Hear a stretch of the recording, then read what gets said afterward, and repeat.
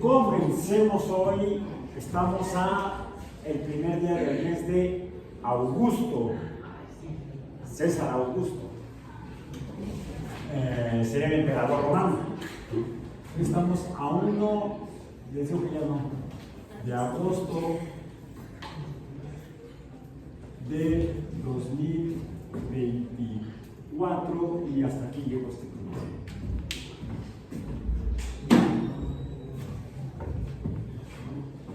Escribamos otra vez. A ver cómo sale esto. 1, qué diferencia. De agosto al mes con aumento. De 2024 en introducción al pensamiento crítico. Ok. Hoy comenzamos la segunda unidad de nuestro programa oficial que está titulado Estándares Intelectuales para el Pensamiento Crítico. Sería como cuáles son las bases racionales con las cuales podemos cuestionar. Eso es ser crítico, cuestionar todo. Racionalmente, por eso hablamos de pensamiento. Racionalmente cuestionar todo. Todo es todo. No hay, decía aquel autor del curso que me fusilé, del seminario sobre pensamiento crítico impartido en la Universidad de Cornell en el posgrado en el departamento de astronomía por el profesor Carl Sagan. Decía él que creo que fue en la introducción del primer capítulo de su serie de televisión Cosmos, que en la ciencia no hay preguntas sagradas, no hay preguntas prohibidas, todo se pregunta, todo se cuestiona, todo se critica racionalmente. Así, por ejemplo, alguien podría decir que esta sería una postura de pensamiento crítico. Agosto, el mes pasado fue el mes de julio, ¿verdad? De Julio César. Más bien es que el título era de César. El César o emperador. Entonces las galletas tienen marca equivocada.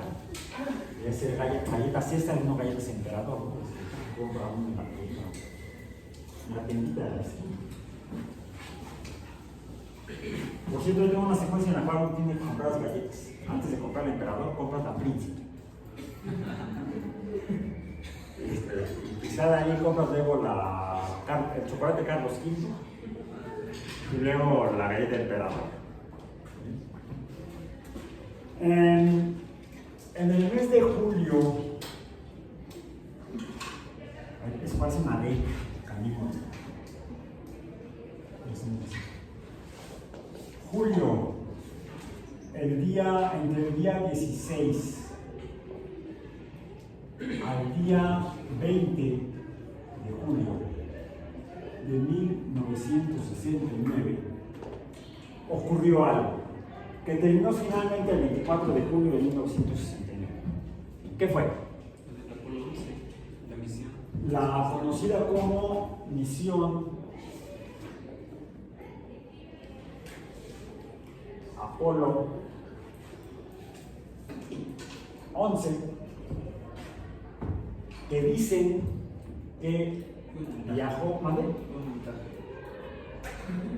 Un conspiracionista viaje a la luna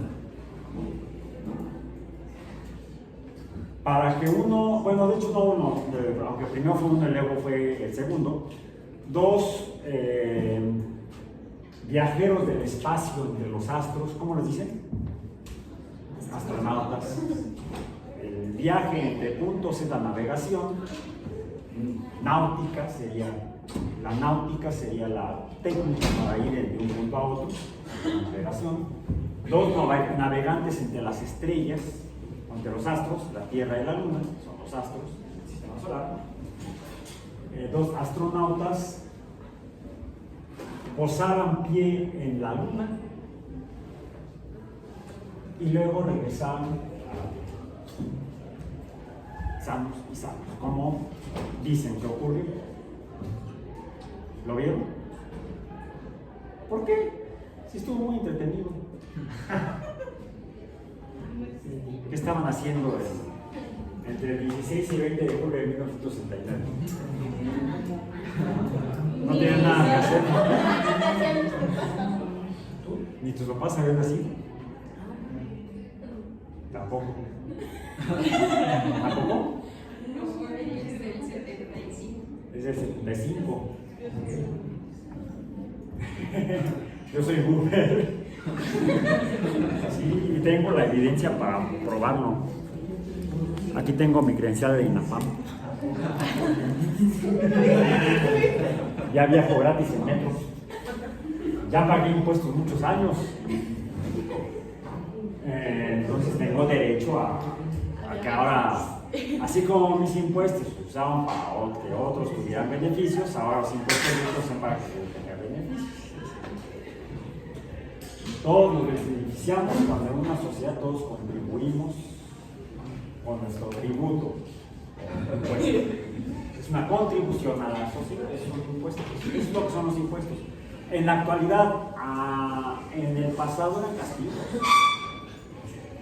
Un pueblo de una ciudad conquistaba al pueblo de otra ciudad y entonces exigía tributo. Entonces llegaba ahí, le decían, no, tienes que ir al SAT, al Servicio de Administración Tributaria, a que me pagues lo que me debes. Ahora es en cuanto a la raíz de la palabra tributar o contribución. No, sí. En el mes de julio de 1969 su servidor tenía ya 8 años de edad. Sí, ya a los 8 años ya uno sabe lo que hace, uno hace travesuras en la escuela, uno le reclama o se pone al tú con la maestra. Lo hice cuando tenía 8 años.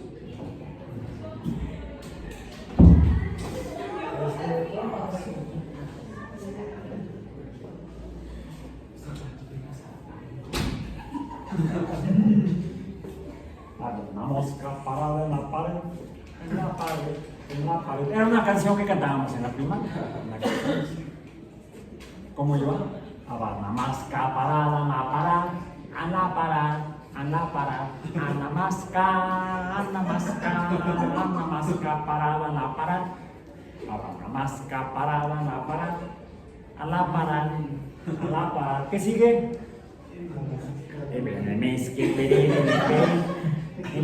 Así con las 5 vocales. Y terminaba la última parte ya con todas las vocales. Como se dan cuenta, no había TikTok, no había internet, entonces uno se entretenía de otra manera.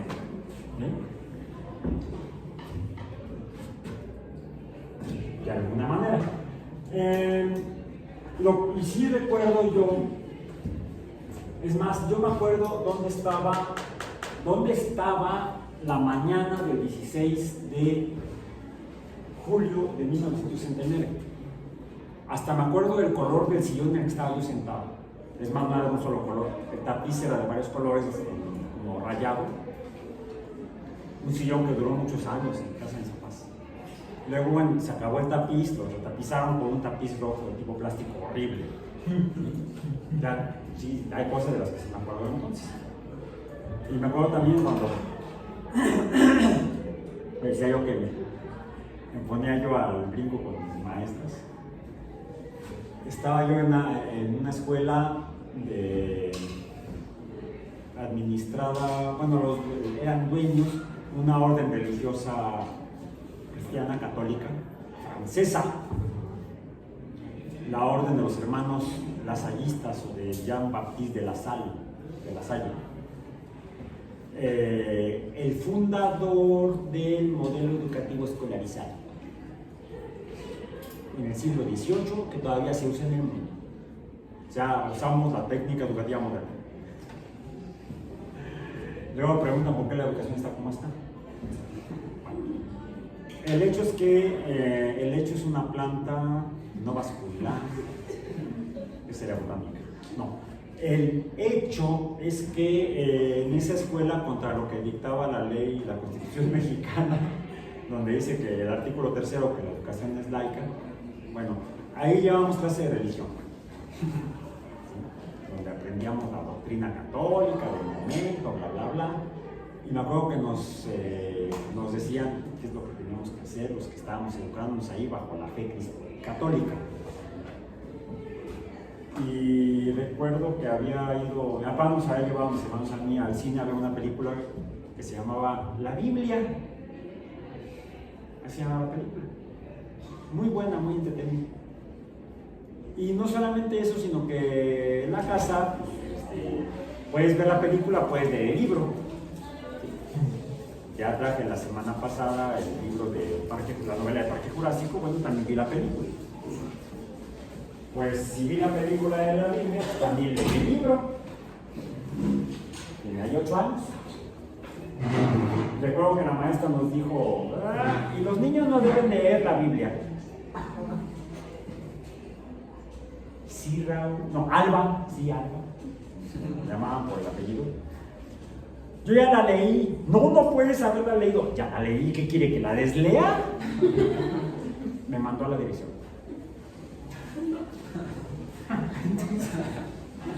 Bueno, me acuerdo de ese tipo de cosas. Y me acuerdo que el 16 de julio estábamos en vacaciones. Sí, pues, julio es el mes de vacaciones en la educación básica en México desde entonces. Y en la mañana estaban transmitiendo por la televisión el despegue de la misión Apolo 11 en el Saturno 5, que actualmente pueden ustedes encontrar el video ya incluso con otra información adicional, o el video original como se transmitió en la televisión en los Estados Unidos en las 3 cadenas televisoras que había entonces: la American Broadcasting Company o ABC, la Columbia Broadcasting System, la CBS, y la National Broadcasting Company, la NBC o NBC, que actualmente también forma parte de la empresa de Microsoft. ¿Han visto en YouTube el MSNBC? MSNBC, es de Microsoft, NBC. En 1969 no existía Microsoft. No. El fundador de Microsoft estaba en el high school. De hecho, uno creo que estaba en la universidad y los otros dos, o estaba por entrar a la universidad y los otros dos estaban en high school. Bill Gates, Steve Allen y Steve Ballmer. ¿Sí? Casi puros Steves. 2 Steves y un Memo. Memo Puertas. Bill Gates. Vaya nombre para un fundador de una empresa de software. Okay. Si ellos estarían en el high school, son un poco mayores que yo. Por cierto, Allen ya murió por cáncer. Los otros dos ahí siguen dando lata. Mencionaste a Jobs. Son más o menos de la misma generación, pero él estaba en California, mientras que Gates estaba en la misma costa del Pacífico, pero en el estado de Washington. Su familia es de Seattle. No, yo estaba en la Ciudad de México, en el Distrito Federal, que también ya murió, ya no existe el Distrito Federal, lo mataron, el Miguel Ángel Mancera y el Congreso de la Asamblea de Representantes, la Asamblea Legislativa del Distrito Federal, lo cambió a Ciudad de México. Bueno, yo estaba geográficamente en el mismo lugar, en la colonia Roma, en la calle de Nayarit. Ahí estábamos, en la sala de Casa de Paz, estábamos viendo la televisión y cómo transmitían en esas 3 cadenas de televisión, pero enviaba la señal a las televisoras mexicanas. Había 2 televisoras en México, en la Ciudad de México. Una era Telesistema Mexicano y la otra era el Canal 13, que era... El Canal 13 era creo que era de Radio Centro. Y el Canal 13 transmitía desde la Torre Latinoamericana. entonces. Ahí tenía sus estudios en la Torre Republicana, el Canal 13. Y en los dos transmitieron el lanzamiento del cohete Saturno 5 que llevaba a los astronautas de la Apolo 11 hacia la Luna. Eso fue lo que vimos. Varios millones de personas en el mundo. Cierto que no toda la gente tenía televisión en su casa. Incluso nosotros tuvimos la fortuna de verlo en 1969 ya en televisión a color. La televisión a color empezó en México el año anterior, en 1968. ¿Por qué? ¿Habría algún motivo? En Argentina, en ese mismo año, y en Chile, no había televisión a color. Era blanco y negro. De hecho, en Argentina empezaron las transmisiones de televisión a color hasta 1978. 1978, ¿por qué? Tardó en llegar. Sería porque están en Sudamérica. Había mucho tiempo para llevar las televisiones acá. No sé, cuestiones económicas o de cercanía a los Estados Unidos, influencia norteamericana y negocio para los norteamericanos. Siempre ha sido mayor la población en México salvo Brasil, que en los otros países de Sudamérica. Más gente, más clientes. No sé, tal vez el motivo puede ser económico. Pero la realidad es que en 1968 en México empezaron las transmisiones de televisión a color, porque en el mismo año de 1968 ya se iban a llevar a cabo los Juegos de la 19ª Olimpiada moderna, los Juegos Olímpicos de 1968 en la Ciudad de México. Y se iban a transmitir por televisión a color por primera vez. Los Juegos Olímpicos previos, ¿dónde fueron? ¿Cuál? Los Juegos Olímpicos previos a los del 68, ¿cuándo fueron? ¿Cuándo? En el 64, porque una olimpiada son 4 años. Una olimpiada es un periodo de 4 años. No el evento que se lleva a cabo cada 4 años. El evento que se lleva a cabo, que es un evento deportivo, es una reunión deportiva, son los Juegos Olímpicos, porque son cada 4 años. Fueron en la ciudad de Tokio, en Japón. Se transmitieron por televisión en 1964 en blanco y negro, en vivo, solamente en Japón. ¿Por qué? ¿Por tacaños los japoneses? ¿Por codones? No. No, porque no era posible transmitirlos en vivo más allá de Japón. La señal de televisión, la señal de radio, es una señal de radio la que se envía por televisión. Entonces, ¿por qué veo la imagen? Porque en una señal de radio se envían las dos informaciones: la información de audio o sonido y la información visual, de imagen.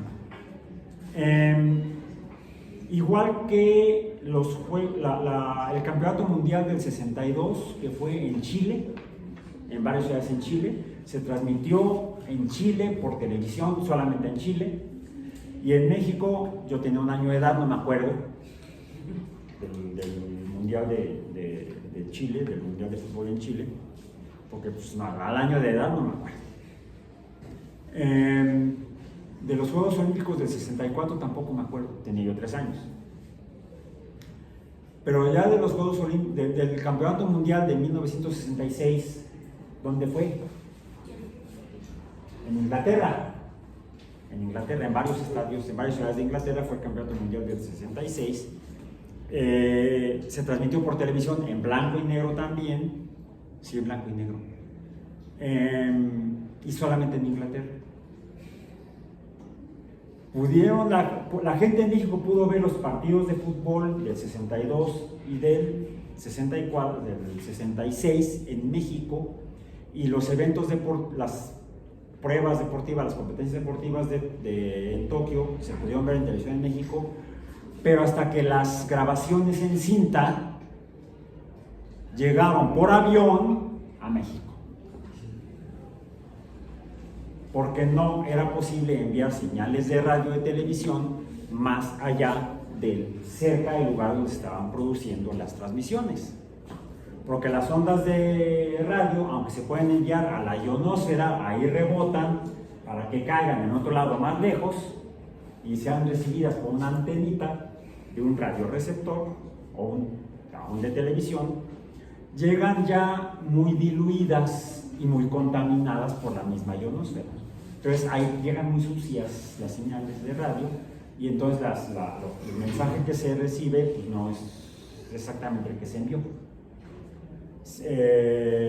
Aunque sí se usó eso como medio para transmisiones internacionales, incluso durante la Segunda Guerra Mundial.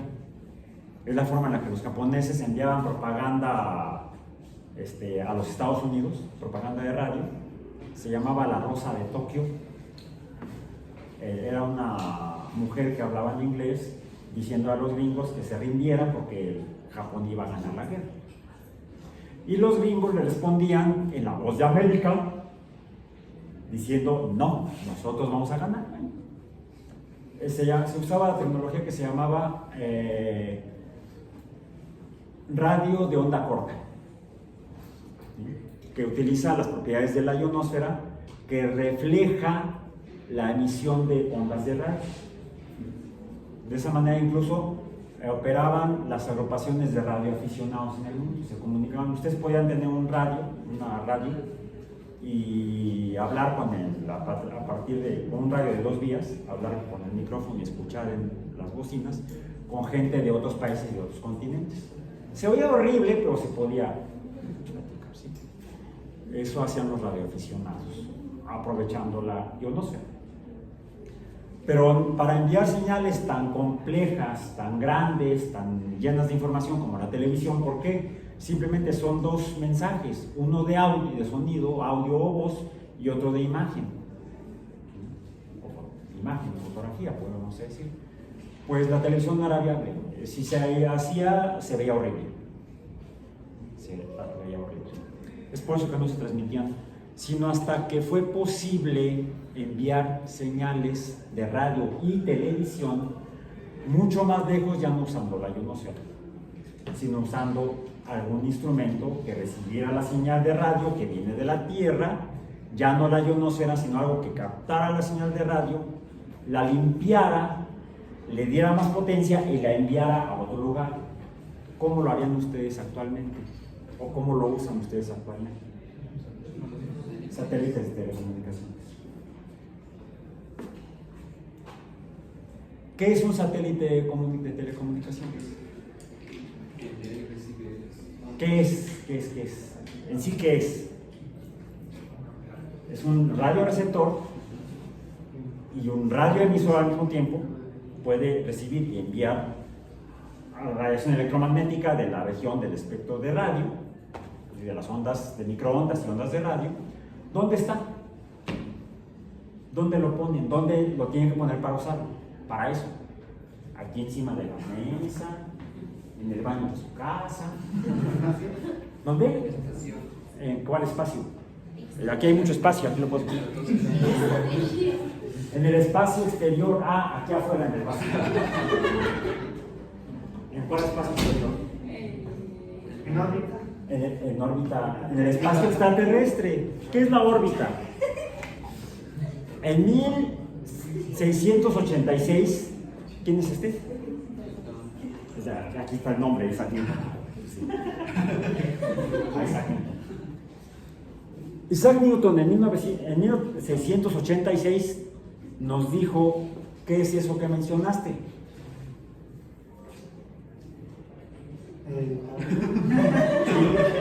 ¿Qué es eso que mencionaste? La órbita.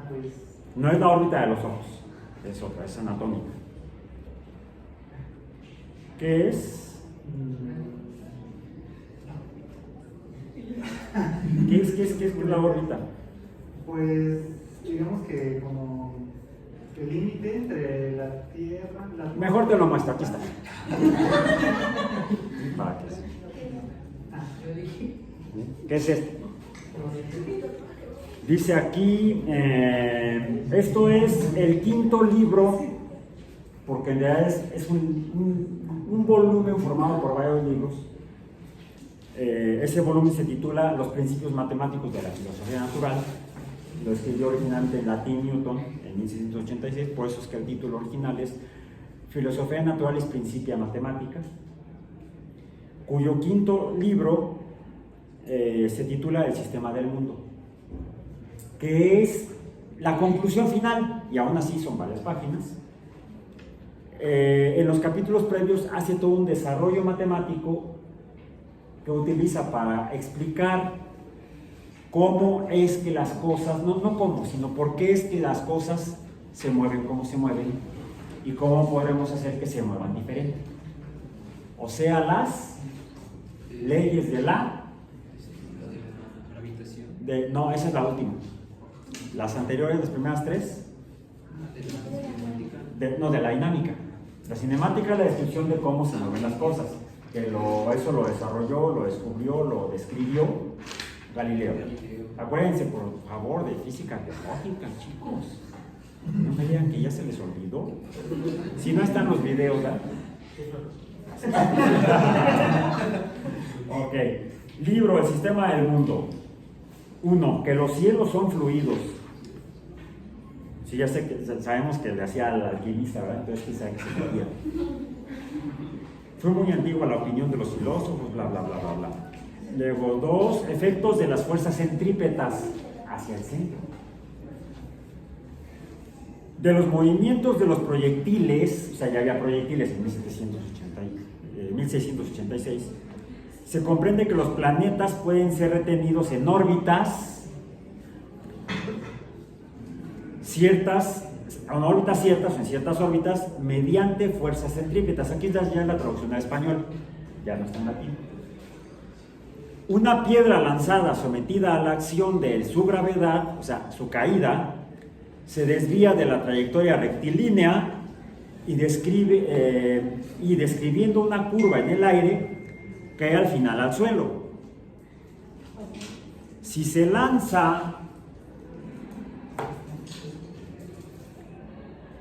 lanzase con mayor velocidad, es la traducción al español, pero casi literal del latín, por eso suena medio raro, ¿sí? No está en español moderno, sería español del siglo XVII. Si se lanzase con mayor velocidad, llegará más lejos. Aumentando la velocidad podría lograrse que describiera un arco de 1 milla, 2, 5, 100, 1000 millas, y por fin ir al más allá de los límites de la Tierra. ¿Cómo? Que no cayese ya en el suelo. Sea A, F, B, la superficie de la Tierra, sea C, su centro, y B, D, B, E y B, F, las líneas curvas descritas por un proyectil lanzado desde el vértice B de un monte muy alto, líneas paralelas a la línea del horizonte, resultado de lanzamientos sucesivos, aumentados cada uno con los correspondientes grados de velocidad, y para que no intervenga la resistencia del aire, que apenas en nada retrasa los movimientos celestes, imaginemos que se ha suprimido o que por lo menos no ofrece resistencia alguna. Y por la misma razón por la que el cuerpo con menor velocidad describe el arco menor BD y el de velocidad mayor describe el arco mayor BE, y si se aumenta la velocidad llega aún más lejos hasta F y aún más lejos hasta G. Finalmente ese mismo, si se le aumenta la velocidad continuamente, sobrepasará el monte desde donde fue lanzado. Las letras se refieren a las del diagrama que les mostré hace un momento. Las lanza desde B, la cumbre de la montaña. Si lo lanza con poca velocidad cae en D, pero si lo lanza con mayor velocidad regresa a el punto B. Y si te agachas, la piedra pasa por arriba de ti y entonces sigue dando vueltas por arriba de la superficie de la Tierra. Aquí Newton propiamente nos está diciendo qué necesitamos para poner un satélite en órbita. lanzarlo con la suficiente velocidad para que pueda estar no cayendo. Si lo lanzamos a poca velocidad, pues va a caer. A mayor velocidad va a caer más lejos. Si la velocidad es de 25,000 kilómetros por hora, creo que mi brazo no da. Esa actividad la hicimos en clase de matemáticas. Pues llegará más lejos, y si no me fijo, se me va a dar en la cabeza. Si me fijo, me agacho, va a seguir si la velocidad con la que se lance sea de 25,000 kilómetros por hora. Eso a partir de la aceleración de caída que calculó Galileo y que fue la que tomó Newton para llegar a ese dato de esa velocidad de 25,000 kilómetros entre hora, decimos en física, por hora en lenguaje coloquial. Bien, quiere decir que si tratando de reproducir el esquema de Newton de la superficie de la Tierra, de la cumbre de una montaña, se lanza una roca a una velocidad mayor, o una piedra, o un cohete, o un radioreceptor transmisor, podría entrar en órbita de la Tierra, estrellar la Tierra. Esto se lanza con una velocidad hacia allá de 25b vectorial, 25,000 kilómetros entre hora. Verifiquen este dato, por favor, porque son 20 y tantos mil, no vamos a cambiar el dato. Exacto. Bien. Bueno, esta es la velocidad perpendicular a la superficie de la Tierra, diríamos tangencial. ¿Sí? Pero recordemos que hay aquí que la aceleración G de 9.8 metros entre segundo cuadrado. Bueno, la velocidad también la podemos pasar de kilómetros entre hora a metros entre segundo. ¿Sí? Y si la dividimos entre tiempo otra vez, pues tendríamos la aceleración correspondiente para poder alcanzar esta velocidad tangencial. Si es suficiente esta, a pesar de la aceleración que está tendiendo a que caiga hacia el centro de la Tierra, pues cualquier objeto que lancemos, como ocurrió el 4 de octubre de 1957, ¿qué ocurrió? La Unión Soviética, la URSS, la Unión de Repúblicas Socialistas Soviéticas, lanzó el primer satélite artificial de la Tierra que le daba la vuelta a la Tierra cada hora y media, porque iba a esta velocidad. No sobre la superficie de la Tierra exactamente así pegadito, sino como a 200 kilómetros de arriba. A 200 kilómetros de la superficie de la Tierra. Lo cual es una baba si recordamos cuál es el radio terrestre. La distancia del centro a la superficie de la Tierra. No. Millones son al Sol. 150 millones de kilómetros son al Sol. No, el radio terrestre, lo recordamos ahorita, rápidamente son poco más de 6,000 kilómetros. Ahí tienes el dato. Se puede calcular a partir de la circunferencia, de la cual dividiendo el pi, obtenemos el diámetro, lo dividimos entre 2, obtenemos el radio, que son como 6,000 kilómetros, ¿no? 6,000 y cacho. 6,372. 6,000 kilómetros, 200 kilómetros más, no es ni el 6,600 sería el 10%. Estamos hablando de como el 30%, el 3% de la distancia al centro de la Tierra. Entonces realmente es muy poquito, es como 3 centímetros sobre un círculo de un diámetro de 1 metro. No de 2 metros, porque estamos hablando de radio, de 2 metros. 3 centímetros no es nada, comparado con 2 metros. Bueno, 200 kilómetros no es nada comparado con 6,000 kilómetros. Pero eso permite que ella esté girando sin caer inmediatamente. sin caer inmediatamente.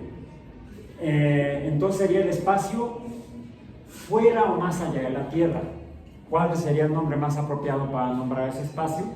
Que no es cualquier espacio, sería el espacio extraterrestre. El espacio extraterrestre es entonces donde hay que poner a los satélites para que podamos usarlos, enviar una señal de radio, que la tome el aparato y la regrese con mayor potencia y más limpio para que podamos ver los Juegos Olímpicos en París, Francia, por ejemplo, que son enviados al mundo por medio de satélites de telecomunicaciones. Por cierto, el Sputnik, que es el que mencionaste, que la lanzó la URSS en el 4 de octubre del 57, el Sputnik 1, porque luego lanzaban uno segundo, el Sputnik 2, y luego un tercero, el Sputnik 3. ¡Ay, que sí! No, el Sputnik 2 fue una tragedia. ¿Por qué? Porque lanzaban adentro al primer ser vivo. ¿Ya supieron quién fue? A una perrita laica que duró 80 minutos viva, después se murió por golpe de calor.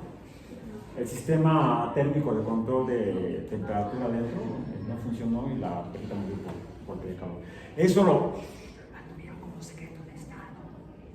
Hasta que cayó la Unión Soviética y entonces salieron se hicieron públicos muchos de los archivos del programa espacial soviético, y ahí fue cuando se dio a conocer que la perrita no duró viva mucho tiempo. Después lanzaron más perros al espacio y regresaron vivos.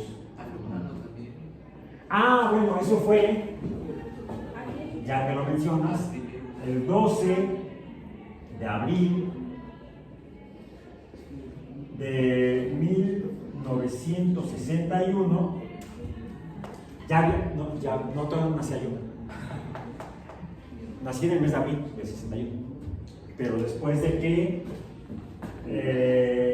la Unión Soviética otra vez lanzó en la Vostok 1 a Yuri Gagarin.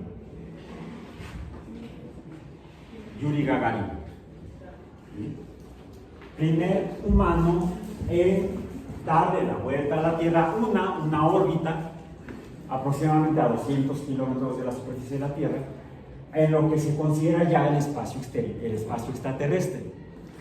Formalmente, quienes se dedican a ese negocio tienen considerado el espacio extraterrestre más allá de donde acaba más que acabe, es tan delegada a la atmósfera, hay tan pocos gases de la atmósfera que se puede considerar despreciable la concentración de gases atmosféricos a esa altura. ¿Y esa altura a cuánto corresponde? Se le conoce como la línea Kármán, con K. La línea Kármán,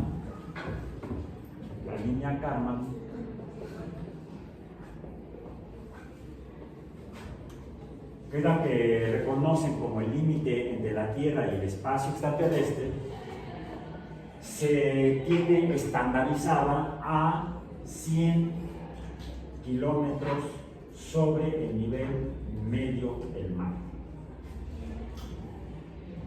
100 kilómetros, o sea, 100 kilómetros por debajo por donde estaba dando vueltas el Sputnik y Gagarin a la Tierra. Es el espacio extraterrestre. Ya en 1957 se lanzó el Sputnik 1 en octubre. En diciembre la Sputnik 2 con Lightning y después otros muchos satélites. De hecho, ya en 1959, no me acuerdo del mes, y no me acuerdo si fue en 52, fue en 59, estoy casi seguro que fue en el 59. Otra vez la URSS se la pasaron pateando el trasero de los niños. La URSS lanzó la Luna 1, que tomó la primera fotografía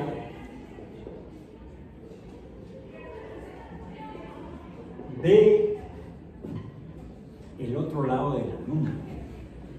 ¿Cómo le dicen? ¿Mande?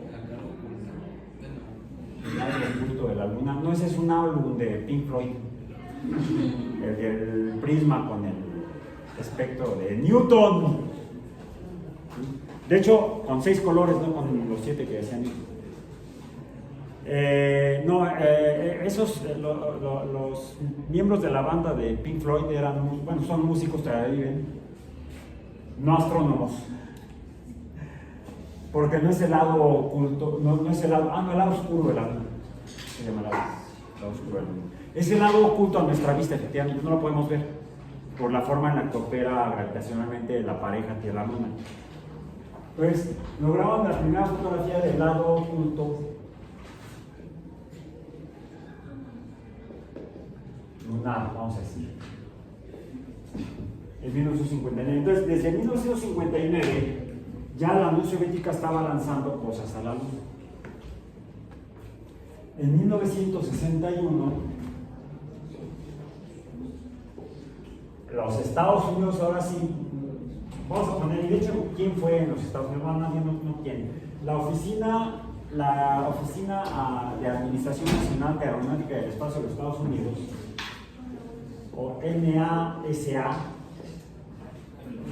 no es Narcóticos Alucinógenos, Sociedad Anónima.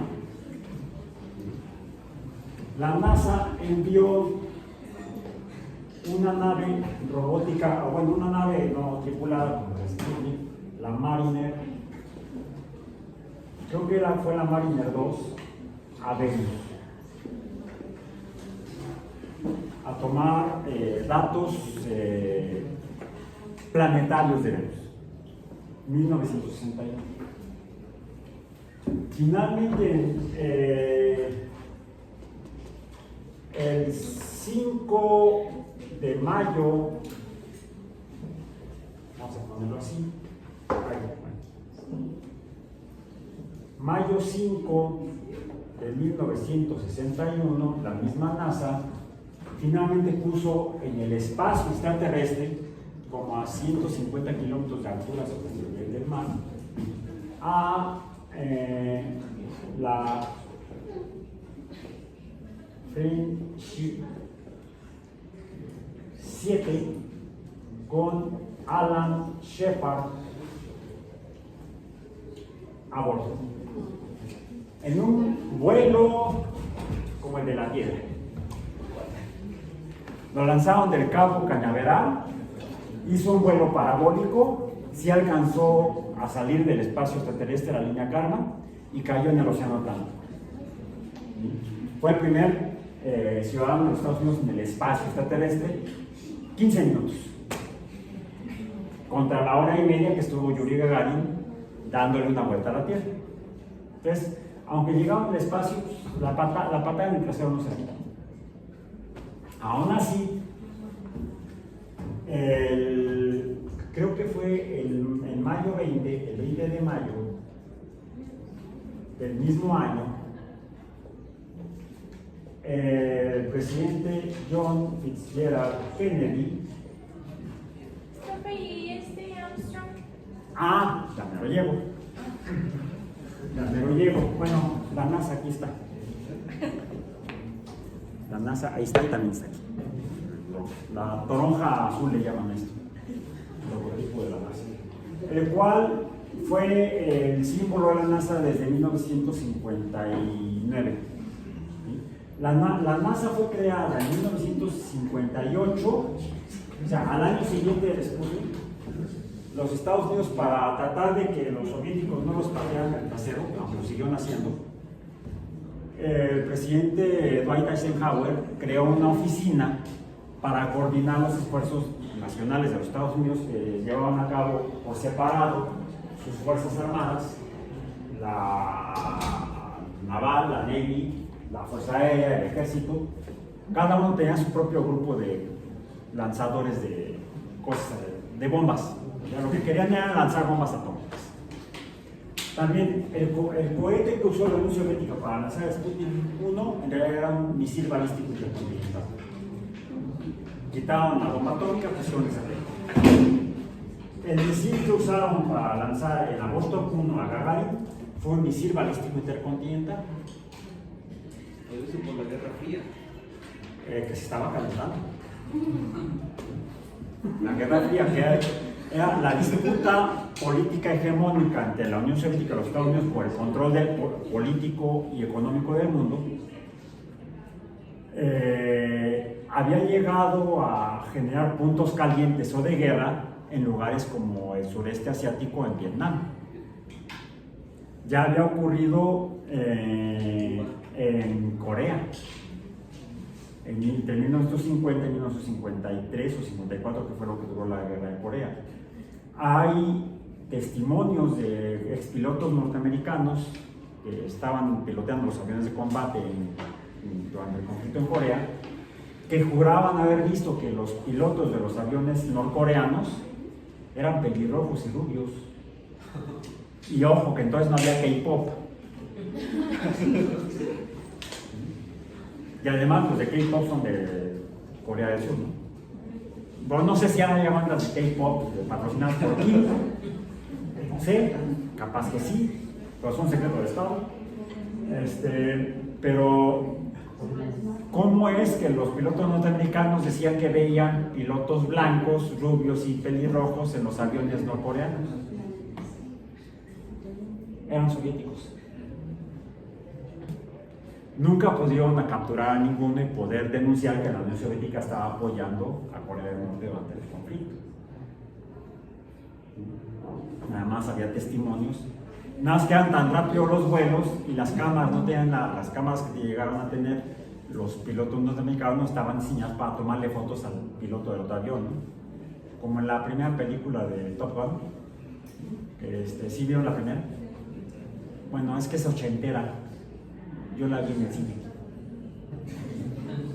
Creo que es del 85, algo así. Donde va Maverick con su copiloto y hace una maniobra en la que va volando encima de un avión ruso, bueno, soviético.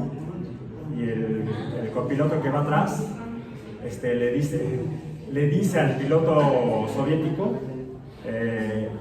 look at the birdie, mira el pajarito, y le toma una foto porque están volando así. Bueno, eso es de Hollywood. No, las cámaras no tienen la capacidad, las que llevan los aviones, para tomar fotos de los pilotos del avión de enfrente, o de junto. Entonces todos eran testimonios. Era el conflicto entre los Estados Unidos y la Unión Soviética desde que terminó la Segunda Guerra Mundial, la que los llevó a desarrollar tecnología bélica para matarse unos a otros, y para no matarse entre ellos mejor mataban coreanos, mataban vietnamitas. Fue en medio de un conflicto global, la Guerra Fría que mencionaste. Entonces,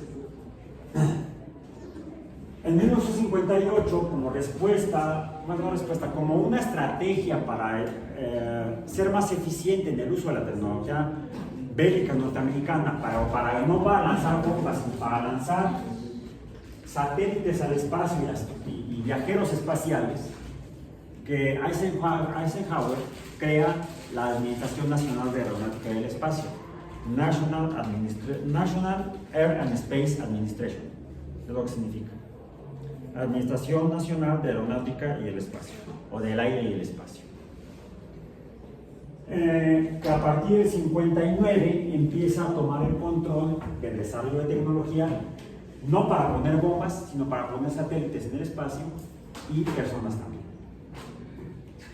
Andan en eso entre 1959 y 1961, cuando dicen, bueno, acá, y Kennedy en particular y sus asesores, ¿qué hacemos? ¿Nos están poniendo una que ni las manos metemos?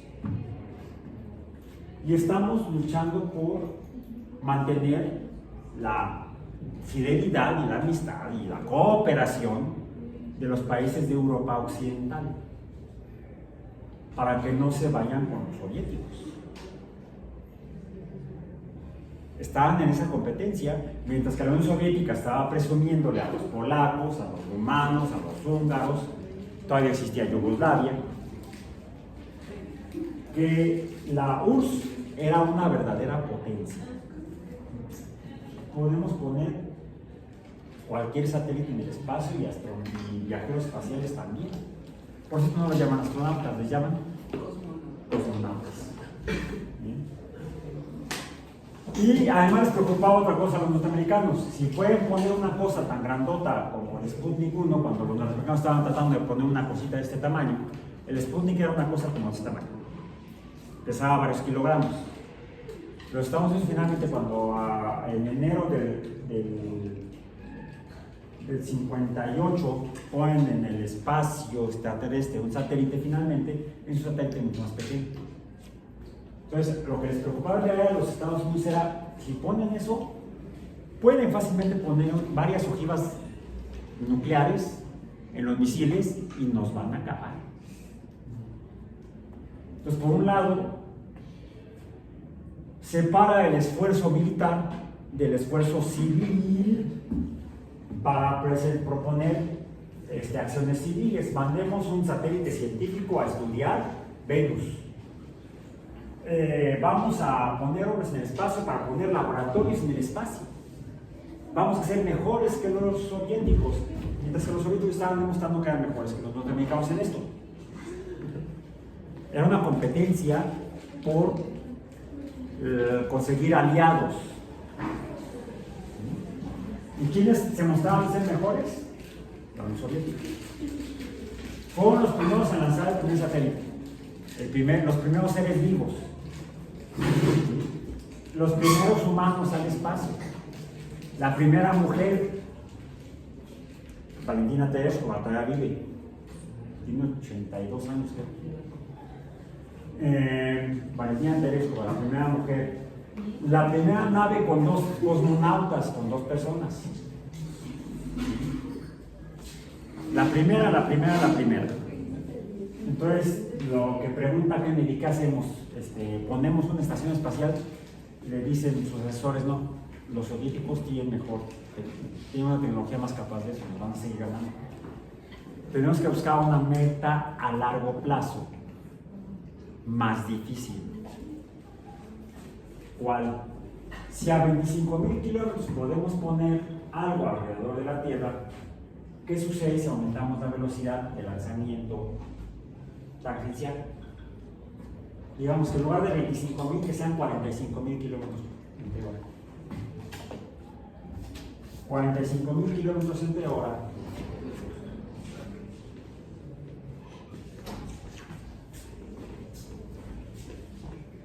Es la velocidad de escape. Ya no vuelves a caer a la Tierra. No solamente no caes, sino que ni siquiera le estás dando vuelta a la Tierra. Puedes ir al infinito y más allá, como dice Baudelaire. Que fue lo que hicieron los soviéticos para lanzar la Luna 1, la sonda, a tomar la fotografía de la Luna. A esa velocidad. ¿Cuál es la verdadera meta de los soviéticos? Ya lo dijeron. Unan los puntos. Bueno, no voy a poner en cartel porque lo hicimos aquí en medio. Ya tenemos astronautas en el espacio. ¿Dónde los vamos a poner?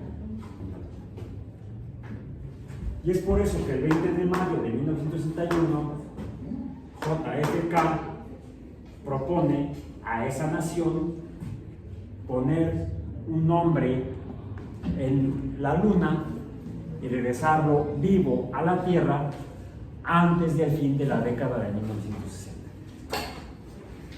Cuando anunció eso en sesión solemne del Congreso y se transmitió por radio y televisión en los Estados Unidos y lo escucharon los empleados de la NASA, dijeron que vamos a hacer ¿qué?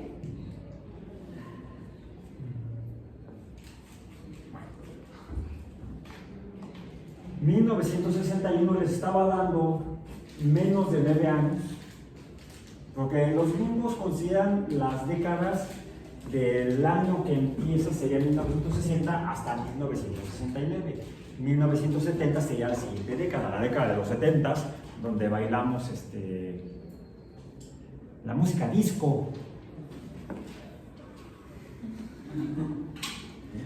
A mí nunca me salió, pero sí me divertía las discos aquellas.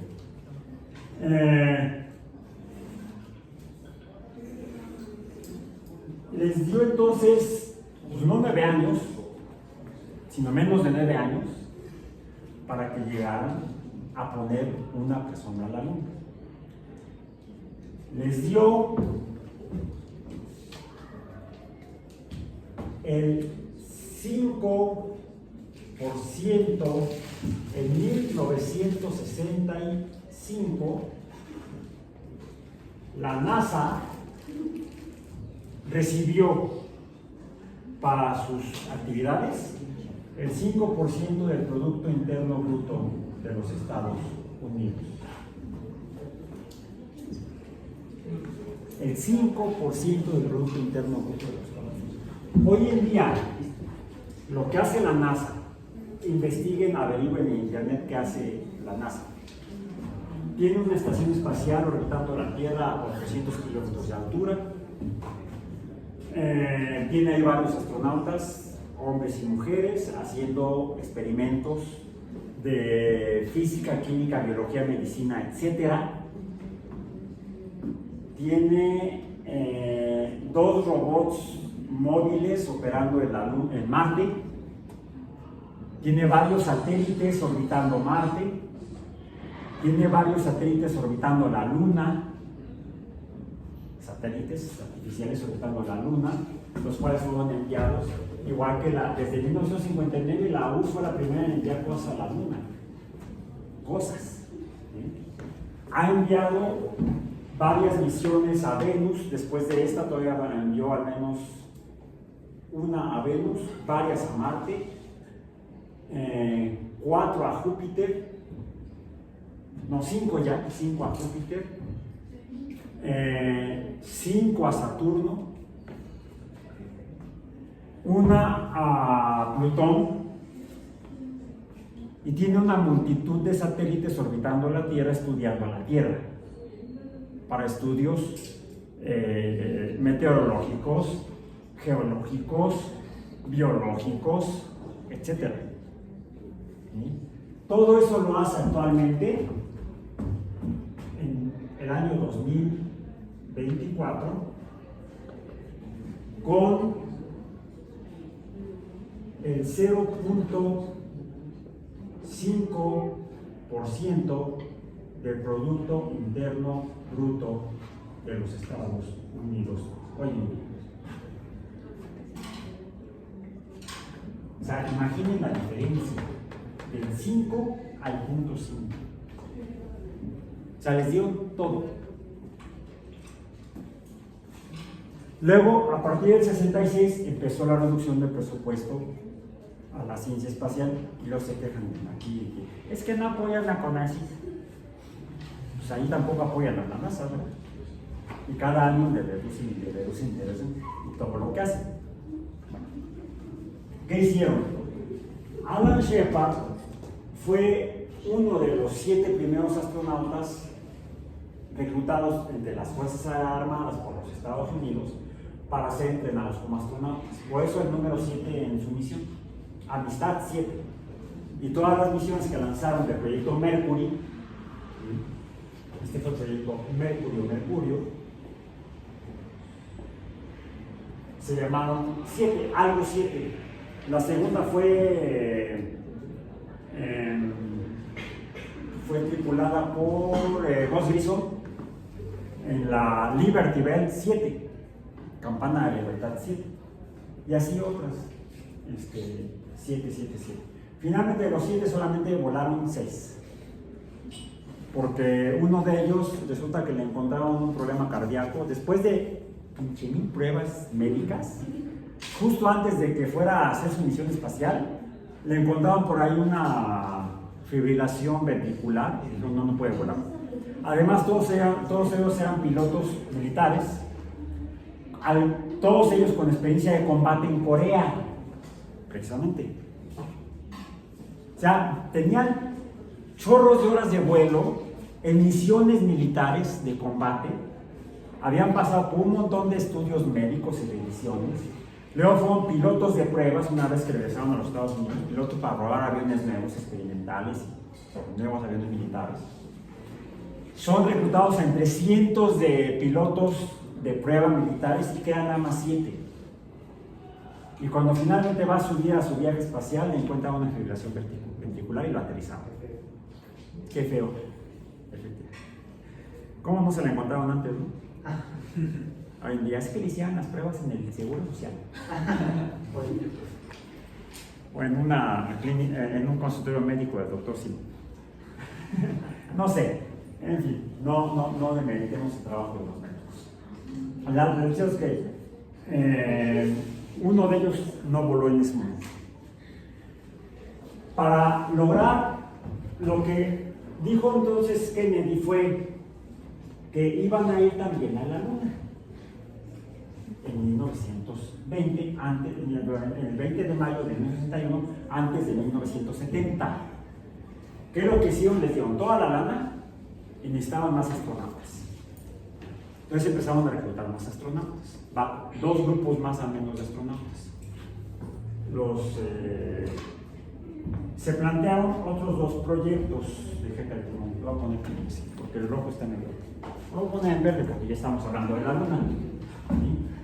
Para ir a la Luna se planteó primero un proyecto en el que los nuevos astronautas fueran entrenados, que fue el proyecto Gemini.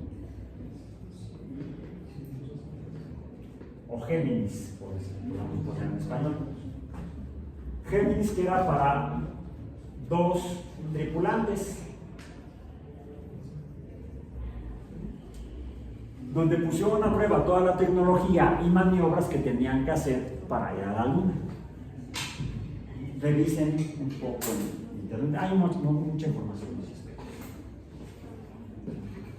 Por cierto, traigo aquí un libro, es pequeñito, de hecho son tarjetas postales. Exploración espacial, Space Exploration. Tarjetas postales para... donde aquí se ve el lanzamiento de Alan Shepard. Es este. Es el lanzamiento de Alan Shepard desde la península de Florida. Y estas son 2 fotografías de misiones distintas del proyecto Géminis. Era una nave para 2 tripulantes. Aquí se ven 2 ventanitas. De hecho, había 2 puertas, por cada puerta entraba un astronauta. Y era como estar sentado en una silla de... Más bien, ¿cómo se analizas porque estaban medio acostados? Las misiones estaban planificadas para durar de 5 a 14 días. Porque la ida a la Luna, ¿cuánto tiempo toma? Entre 3 y 4 días. Si nada más dices 1, 2, 3 por todos mis compañeros y te regresas, estás hablando de una semana. Ida y vuelta. Y eso nada más, ¡pum!, de regreso. La misión Apolo 11 comenzó el 16 de julio y terminó el 24 de julio con el regreso de los astronautas. ¿Cuántos días fueron? Del 16 al 24. 8 días. Entonces, este proyecto o programa Géminis se hizo para probar si era posible y qué se necesitaba para que varios, en este caso 2, astronautas pudieran estar en el espacio hasta 2 semanas. ¿Por qué hasta 2 semanas? Se dieron cuenta que irían, primero porque el presidente dijo, fue el reto, pero dice, bueno, si ya vamos a ir, no solamente para tomar la foto y plantar la bandera, sino hagamos ciencia en la Luna. Es todo lo que se estuvo diciendo entonces. Entonces, incluso se diseñó para que pudieran estar hasta 4 días en la Luna. Entonces, 4 días de vuelta, 4 días de estancia y 4 días de regreso, ya estamos hablando de 12 días, casi 2 semanas. Imagínense estar sentados durante 4 días, 5 días, 7 días, 2 semanas. Y además con la misma ropa. Y bueno, con la comida necesaria para aguantar esos días. Y después de que comen, ¿qué hacen? Descomen. ¿Sí? Había que diseñar la tecnología para hacerlo ahí, encerrado, en algo más pequeño que una antigua cabina telefónica, durante ese número de días.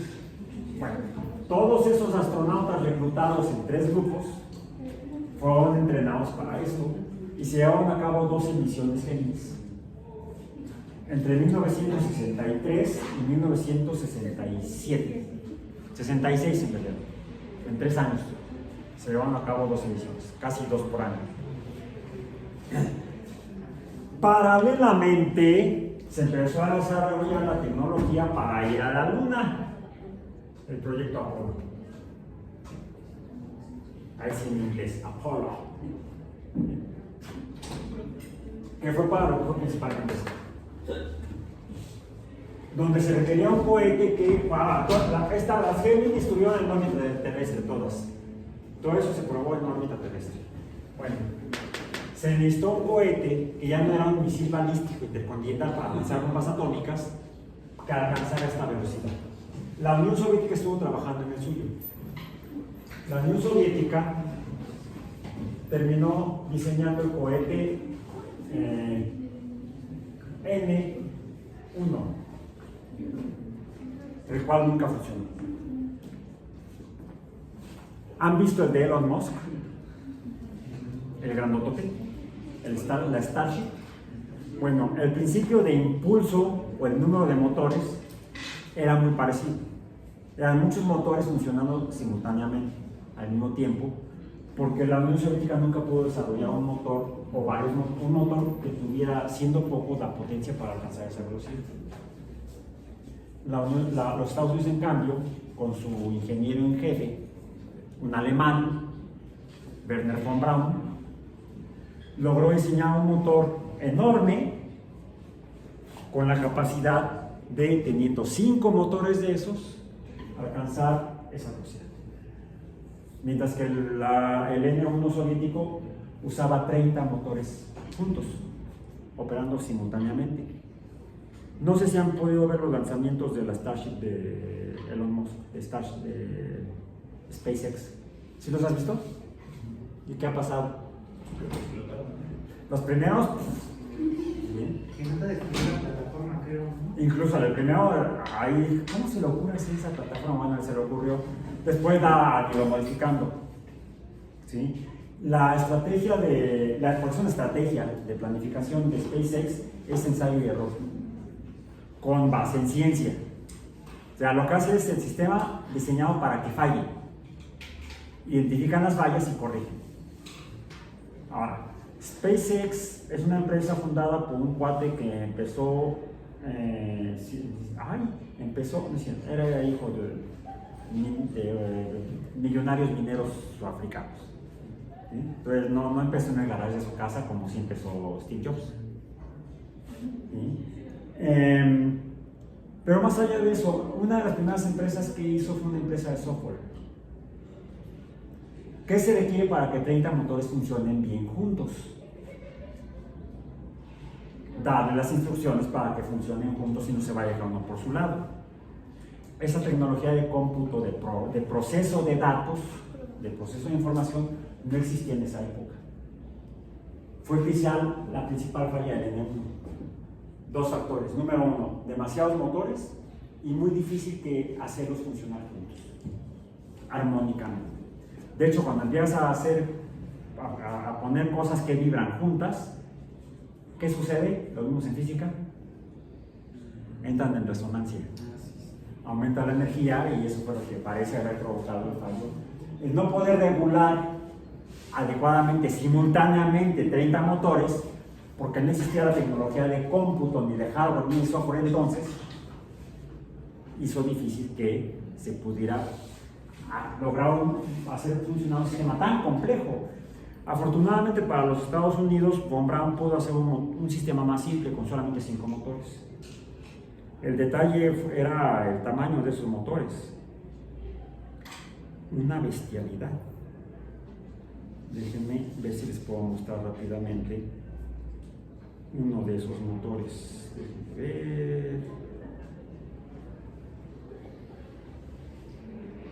A ver si lo carga, si no, ni modo.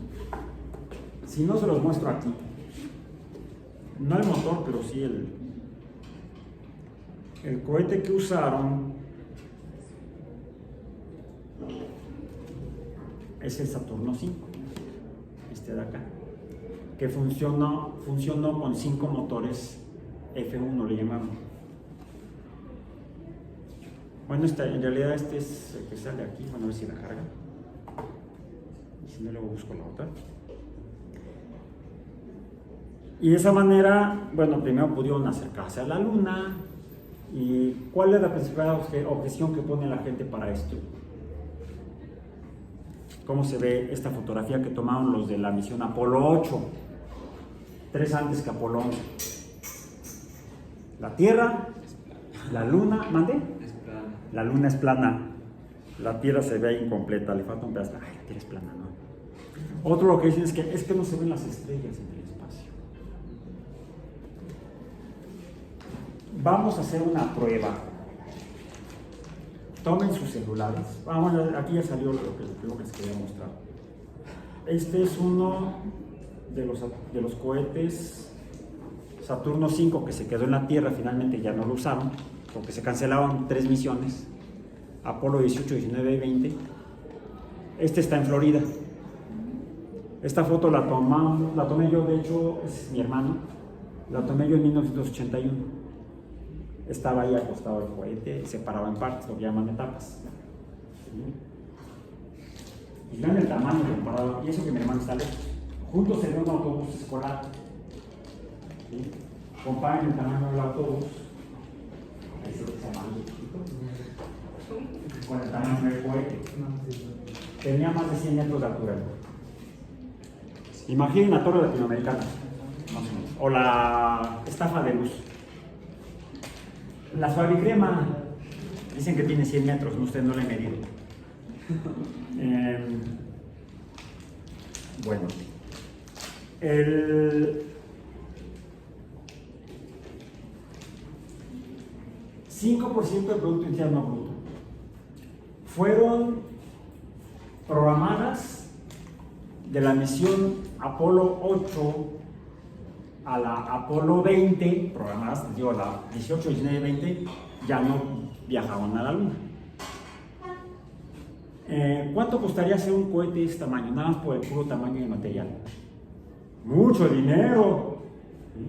Como también salió en Toy Story una frase así, ¿no? Además de que eres un juguete, no puedes volar. Bien, bueno.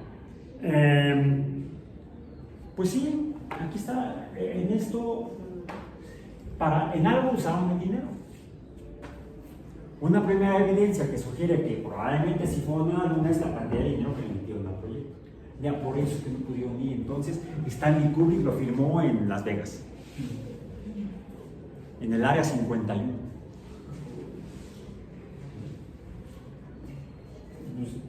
No, fueron, ¿cuántos dijimos? El Apolo 8, Apolo 8, 9, 10,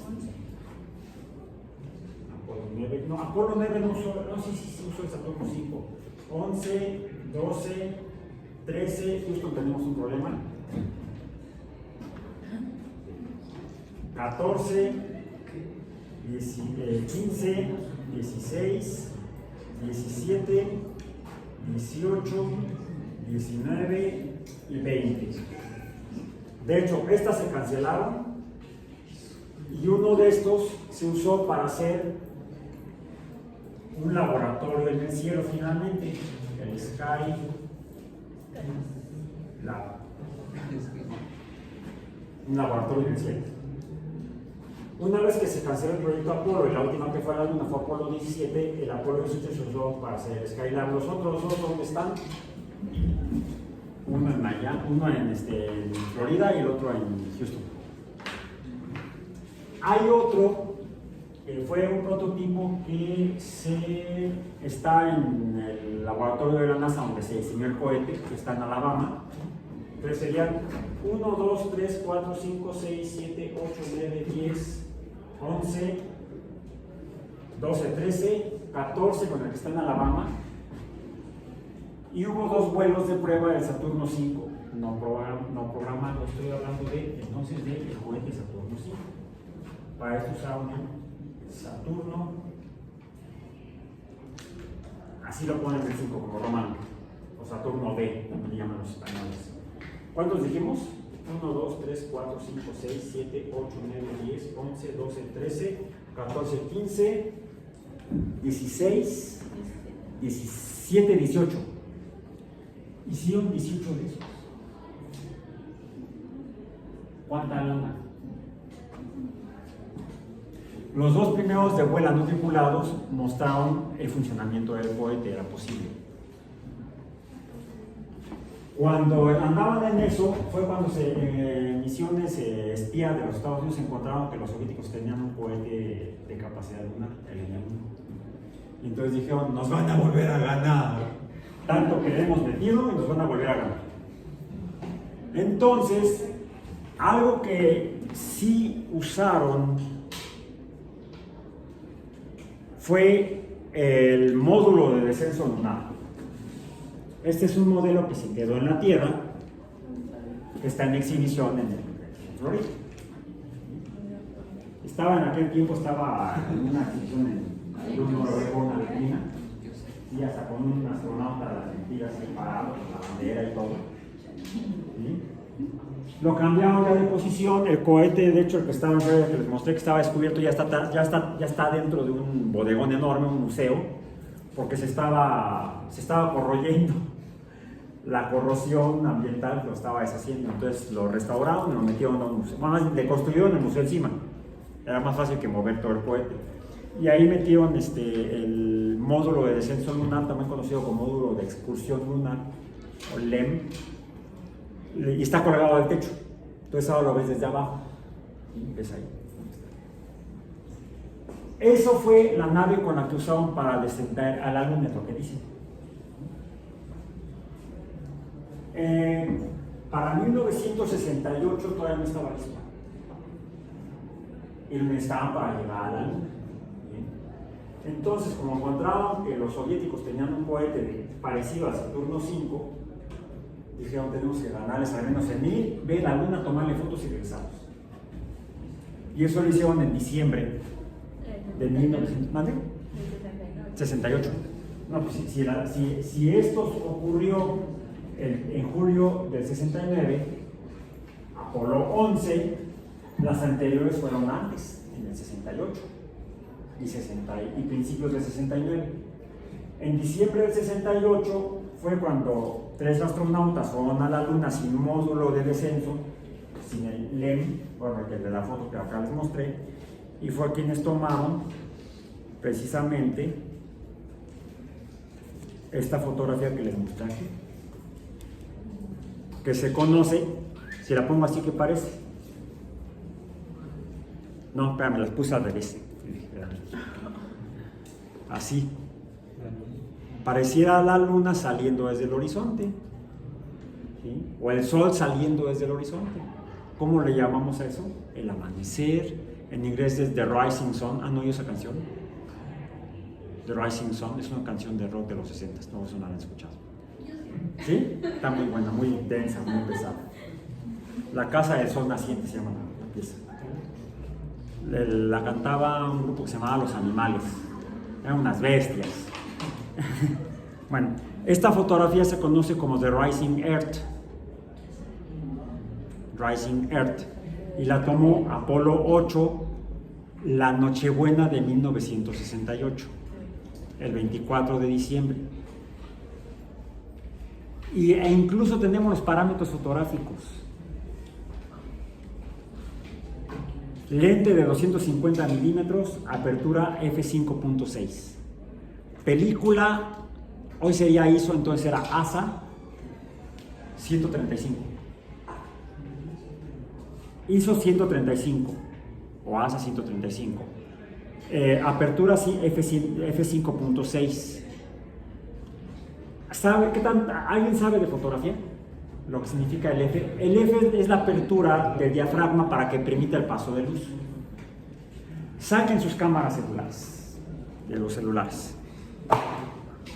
Si toman una foto, ¿han tomado fotos con sus celulares?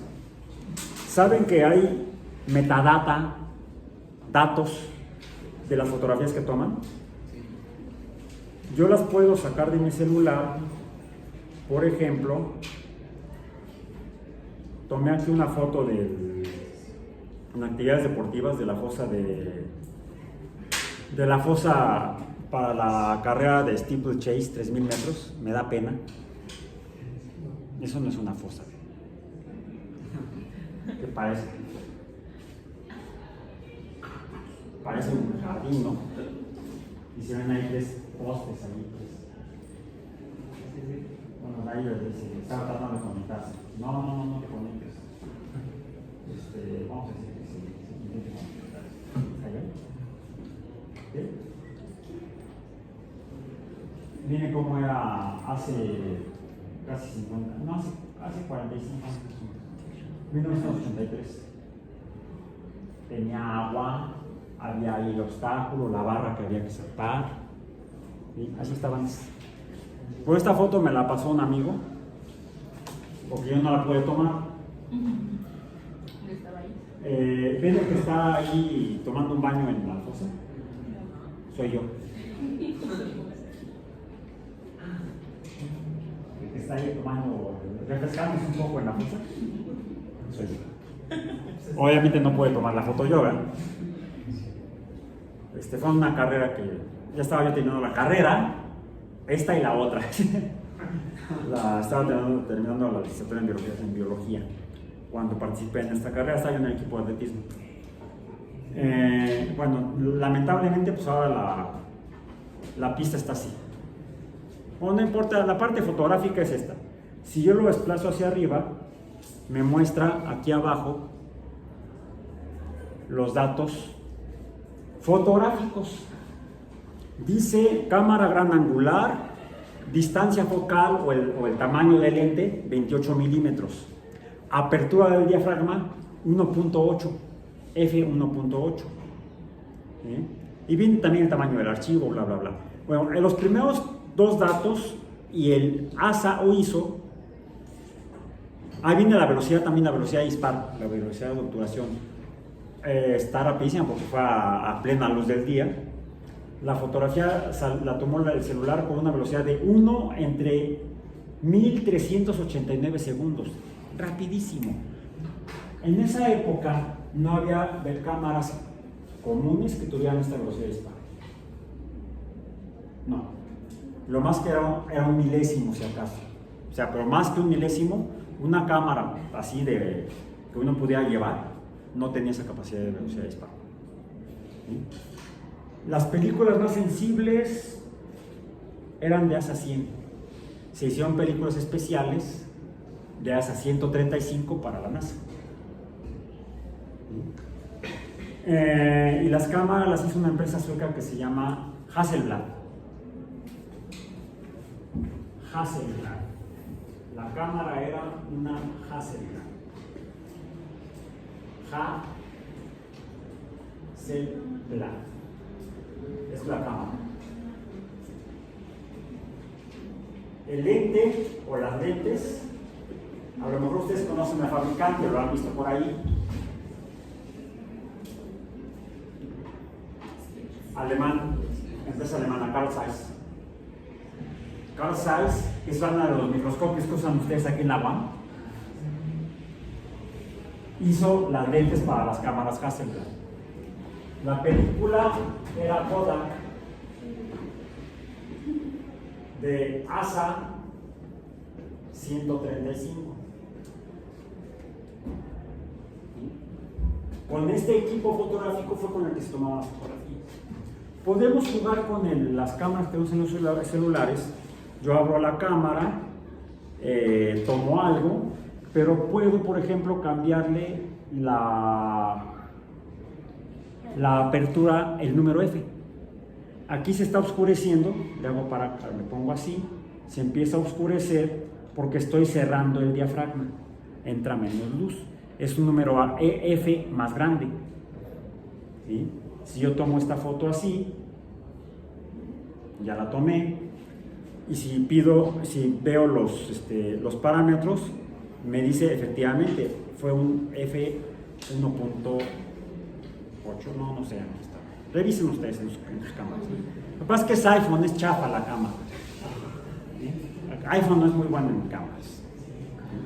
Son mucho mejores las Samsung y otras. Las chinas son buenísimas. Los Xiaomi. Xiaomi, que es china, también es buenísima para lo que son las cámaras en los celulares. Jueguen con los parámetros e intenten tomar, si hoy no está nublado y no llueve, en la noche, fotos, ya sea en la calle y de si está despejado del cielo nocturno. Jueguen con la apertura del diafragma, aclaren y oscurezcan y vean que pueden fotografiar y vean en cuáles sí salen estrellas y en cuáles no. ¿De qué color era el traje de los astronautas que dicen que caminaban en la luna? Sí, aquí está la fotografía de Buzz Aldrin cuando bajaba de la luna, cuando bajaba a la luna, de la nave bajaba a la luna. Este es Buzz Aldrin. Aquí está tomado también por Buzz Aldrin y la foto la tomó Neil Armstrong. ¿Sí? Neil Armstrong, te preguntabas por él. Fue uno de los grupos de astronautas a los que reclutaron después para el proyecto Géminis. Él voló una vez en Géminis y luego voló en Apolo 11. Ya no volvió a volar en misiones espaciales. Entonces esta la sacaron de promoción cuando se cumplieron 50 años del Apolo 11. Por eso dice aquí Armstrong. ¿Sí? Él, no yo. Él fue Neil Armstrong. Ok.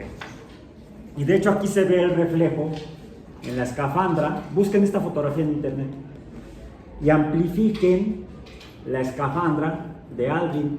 Van a poder ver a Neil Armstrong reflejado en la escafandra, en el visor. Esta fotografía ha sido muy usada por quienes dicen que no fueron a la luna, que todo lo tomaron en un estudio Stanley Kubrick en Las Vegas. ¿Por qué? Si ven cómo se ve el módulo de descenso, el módulo de exploración, oscuro, quiere decir que aquí no le está dando la luz del sol. Ahí se ve la luz del sol que está en el fondo. La luz, de hecho, entonces la luz del sol venía de atrás de la nave. Entonces, es por eso que no está iluminada la parte frontal de la nave. Y la escalera estaba por el frente, que es por donde está saliendo Buzz Aldrin. No Buzz Lightyear, Buzz Aldrin, el verdadero Buzz. ¿Cómo se ve? Muy blanco. Aunque se ve sombra aquí encima. ¿Por qué se ve blanco si la luz del sol venía de atrás?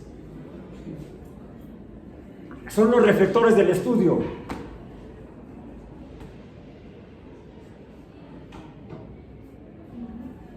Expliquen esta fotografía. ¿Sería por la luz que refleja en la Tierra?